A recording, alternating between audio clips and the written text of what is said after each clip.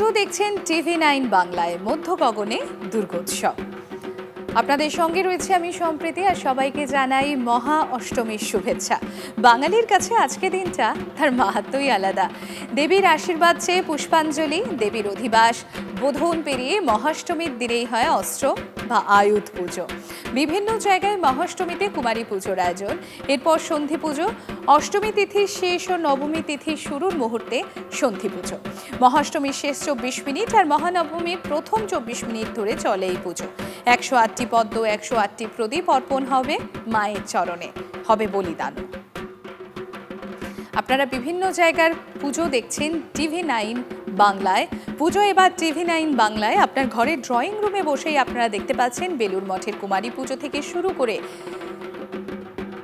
কামারপুকুর জয়রামবাটি শ্রীরামকৃষ্ণ জন্মভিটে এবং শ্রী মা শারদায় জন্মভিটের মাতৃ আরাধনা দেখছেন জেলার বিভিন্ন প্রান্ত। কোচবিহারের বড় দেবীর আরাধনা থেকে শুরু করে জেলার বিভিন্ন প্রান্ত, এমনকি প্রবাসের পুজো তুলে ধরছে আপনাদের সামনে TV9 বাংলা।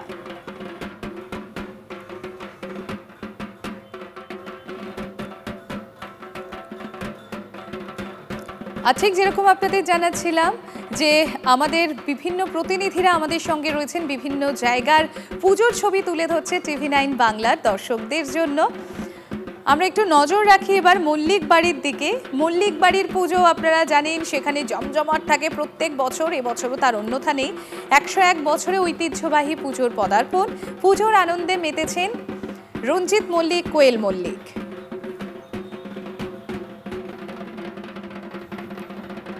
মনের আশা পূরণে দেবীকে পুষ্পাঞ্জলি, কুমারী পুজো থেকে অস্ত্র পূজা, সব নিয়ে জমজমাট মহাষ্টমীর পূর্ণ লগ্ন।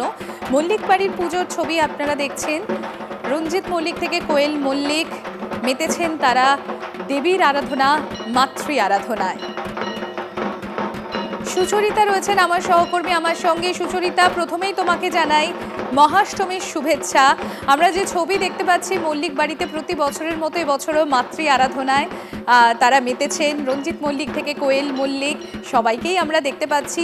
কেমন এবারে 101 বছরে মল্লিক বাড়ির পুজো, কেমন আবহ ওখানে? দেখো, প্রতি বছরের মতোই কিন্তু মল্লিক বাড়িতে একদম জমজমাট হয়ে থাকে। আমরা যেরকম দেখলাম কিছুক্ষণ আগে রঞ্জিত মল্লিকের সঙ্গে আমি কথা বলেছিলাম, উনি বলছিলেন যে এই সময়টা হচ্ছে নস্টালজিয়ার সময়, অর্থাৎ ছোটবেলার আত্মীয় স্বজন, দাদা, বন্ধু সকলের সঙ্গে সেই পরিবারে একসঙ্গে মিলিত হওয়া, সেটা একটা আড্ডা, একটা অন্য মেজাজ তৈরি করে। আর তার সাথে সাথে আরেকটা বিষয় বলবো যে কোয়েল এবার তার কন্যা এবং পুত্র, স্বামী তিনজনকে নিয়ে এসেছিল, এবং যেহেতু কন্যা খুব ছোট তাই কোয়েল বলল যে বিশেষ সে কিছু কথা বলতে পারবে না, কারণ বাচ্চা সামলে তিনি পুজোয় অংশগ্রহণ করেছে। ছেলে একটু বড় হয়েছে, সে অনেকটাই বুঝতে পেরেছে, কিন্তু মেয়ে একদমই ছোট, তাই জন্য আমরা কোয়েলের সঙ্গে বিশেষ কথা বলতে পারিনি। কিন্তু আমি দেখলাম যে কোয়েল মল্লিকও ভীষণভাবে পার্টিসিপেট করেছে পুজোতে, আরতি দেওয়া, তার সঙ্গে সঙ্গে শাঁখ বাজানো, সমস্ত কিছু মিলিয়ে কিন্তু একদম অন্যরকম একটা পরিবেশ। এবং সব থেকে বড় কথা যেটা বলতেই হয় যে এই যে আমরা জানি যে বছরে একটাই দিন পাওয়া যায় যখন এই সমস্ত আত্মীয় স্বজনরা একসঙ্গে হয়। যদিও আমরা জানি যে মল্লিক বাড়ির পুজো 101 বছরের, কিন্তু একটা জিনিস তো বলতেই হয় যে এখানে বিশেষ করে কোয়েল মল্লিক এবং রঞ্জিত মল্লিককে দেখার জন্যই কিন্তু এই পুরো ভিড়টা হয়। সাধারণ মানুষ যারা তারা আসে দেবী দর্শনের পাশাপাশি তারা কিন্তু কোয়েল মল্লিক এবং তার পরিবারকে খুব কাছ থেকে দেখার একটা চেষ্টা করে থাকে। সেই ছবি আমরা দেখতে পাচ্ছি সুচরিতা।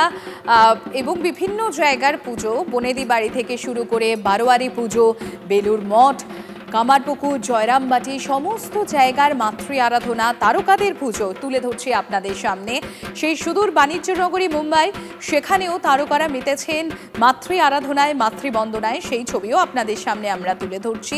শুধুমাত্র এ রাজ্য কিংবা ভিন রাজ্যই নয়, প্রবাসের পুজোরও বিভিন্ন ঝলক আপনাদের সামনে তুলে ধরছে TV9 বাংলা। অর্থাৎ আপনারা বাড়ির ড্রয়িং রুমে বসেই দেখে নিচ্ছেন বিভিন্ন জায়গার পুজো, আর তার সঙ্গে তারকাদের পুজো। কি বলছেন রঞ্জিত মল্লিক, শোনাই আপনাদের। পুজো পুজোটাই গুরুত্বপূর্ণ, কারণ শুধু তো পুজো না, পুজোর সঙ্গে যে এত বড় যে সকল বিভিন্ন জায়গা থেকে আমাদের আত্মীয় স্বজনরা আসেন, তাদের সঙ্গে সাথে দেখা হয়, এটাও তো সমানভাবে ব্যাপার। কি আলোচনা হয় ছোটবেলার ভাই বোন সকলের সঙ্গে? বেশিরভাগই পুরোনো দিনের কথা আলোচনা হয়। তারকাদের পুজো, বিভিন্ন সেলিব্রিটিদের পুজো তুলে ধরছি আপনাদের সামনে। রঞ্জিত মল্লিক থেকে কোয়েল মল্লিক কিংবা মিমি চক্রবর্তী, এই মাতৃ আরাধনায় বাদ যাননি কেউই। উৎসবের মরশুমে বাণিজ্য নগরে সেখানে যেমন সেলিব্রিটিরা তারা মেতে উঠেছেন মাতৃ আরাধনায়। শহর কলকাতা তিলোত্তমা নগরীতে একবার মহারাজ, আপনারা জানেন বেহালার বিখ্যাত দুর্গাপুজো, যেখানে মহারাজ প্রত্যেক বছর তিনি যান, অঞ্জলি দেন, পুষ্পাঞ্জলি দেন সপরিবারে, এবং ঢাকও বাজাতে দেখা যায় মহারাজকে বিজয়ার দিন। আজও তার অন্যথা হয়নি। আজ মহাষ্টমীতে সস্ত্রীক মাতৃ আরাধনায় মগ্ন মহারাজা সৌরভ গঙ্গোপাধ্যায়, তার সঙ্গে ছিলেন তার স্ত্রী ডোনা। দেখুন সেই ছবি। এদিকে অরিন্দম শীল থেকে শুরু করে তারকারা, বিশিষ্ট তারকারা, তারাও মেতেছেন মাতৃবন্দনায়।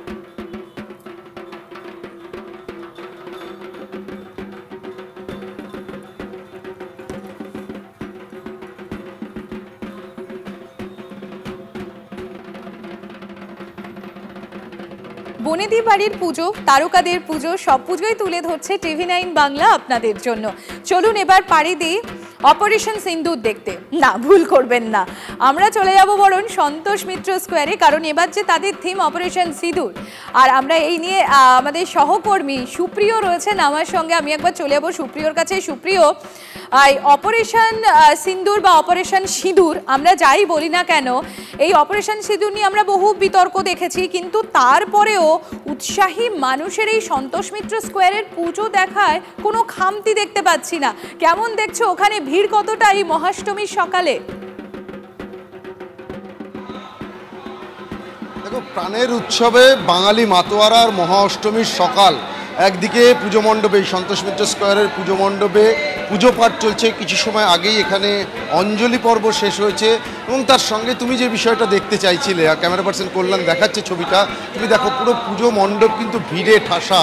সকাল থেকেই তোমার সঙ্গে আমার এর আগেও বেশ কয়েকবার কথা হয়েছে, তখনও আমি ছবিটা দেখিয়েছিলাম এবং বলছিলাম ঠিক এই বিষয়টাই, যে বেলা বাড়ার সঙ্গে সঙ্গে কিন্তু দর্শনার্থীদের ঢল নামতে শুরু করবে, এবং সেটাই কিন্তু দেখতে পাওয়া যাচ্ছে।